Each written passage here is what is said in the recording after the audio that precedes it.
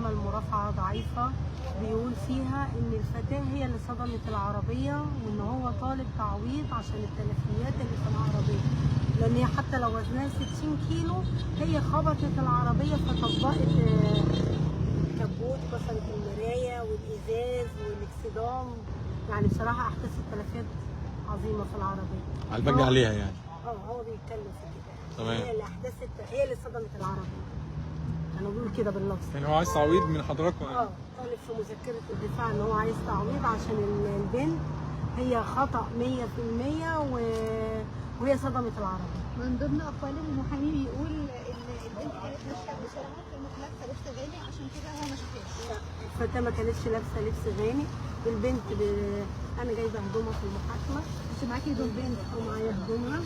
أدي التيشيرت اللي كانت لابساه بنتي. كله كله أبيض.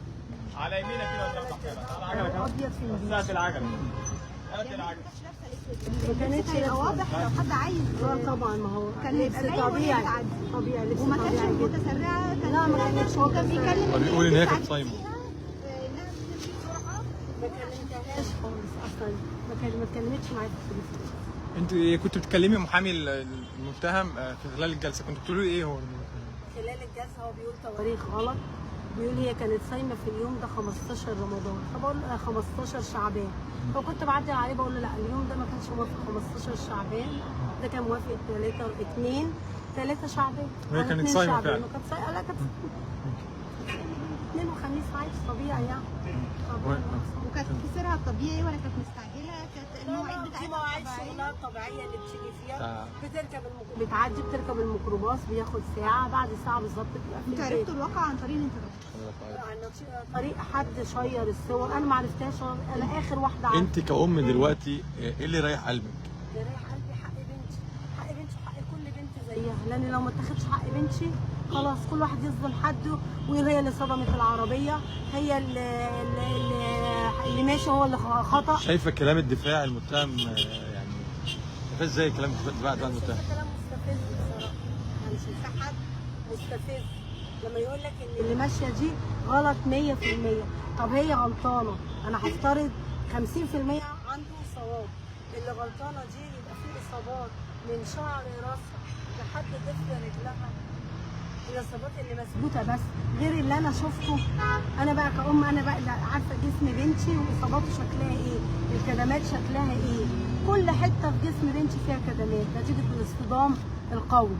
ما هو لو كان ماشي بسرعه 50 زي ما بنقول في التحقيقات ماشي، كانت بقت بنتي اتكسر رجلها، ما كانتش اتكسرت، كانت بقت كدمه في رجلها، كدمه في ايدها، مش بنتي كدمه الرئه بعبي منها حاجات عندهم كده زي برطمانات او حاجه، بعبي دم من الرئه بالصوره دي كل يوم لمده 50 يوم لحد اخر زيت وقوه الصبر، هاتوا كامل في الرئه، هاتوا كامل في الرئه. عليك ايه على ان هو الدفاع قال ان هي كانت لابسه اسود وان هي كانتش لا مفيش الكلام ولا لابسه اسود، وان هي كانت بتجري تحاول على الطريق بسرعه. بنتي انسانه ملتزمه، دكتوره من اوائل دفعتها، بتمشي بتريث، حد متسرعه عليه، متسرعه عليه. ان الساعه كانت 10 بالليل مساء وهي لازم تروح، هي ساكنه في الساحل.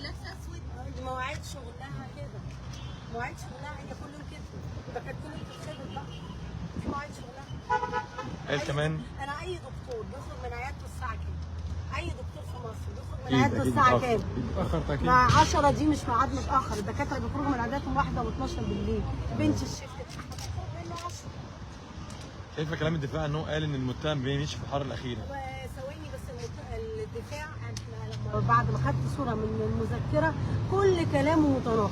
في اول الطريق ما فيهوش مطبات صناعيه والطريق غير مضيق.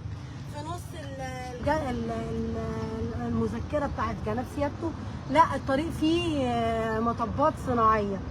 ماشي، الطريق المتهم معترف ان الطريق ده طريق جنبيه مول السلاب، طريق طبيعي. الطريق من الناحيه الثانيه ناحيه الميكروباصات بتروح كل حته في مصر، يعني بتعدي الشارع بتركب الميني باص اللي هو انت بتركب 800 او 808، ده واقف باستمرار ساعه بالظبط. احنا بنحسب اول ما بتركب الميكروباص بتكلمني انا ركبت اهو، طب خلاص يبقى احنا عارفين ساعه بالظبط. وقت الكريم وقت وقوع الحادثه نفسها قلبك كان حاسس ان انت هيجرى لها حاجه؟ انت حاسه ايه اللي حسيتي بايه؟ انا حسيت بايه؟ احنا كنا القاضي اللي بيقول انا حاسه ان قلبي مقبل. وعلى فكره الحوار ده مش معاكم بس، لكل زمايلي وكل الناس اللي بتكلمها عارفين الحوار ده. عارفين اللقطه. الخبر جالك عملت ايه لما سمعت الخبر نفسه؟ والله لما سمعت الخبر طبعا انهارت زي حد، بس حد كان عنده امل، حد كان كل يوم بيصلي وعنده امل ان تاني يوم هلاقي بنتي فوق. كان نفسي اسمع صوتها بس.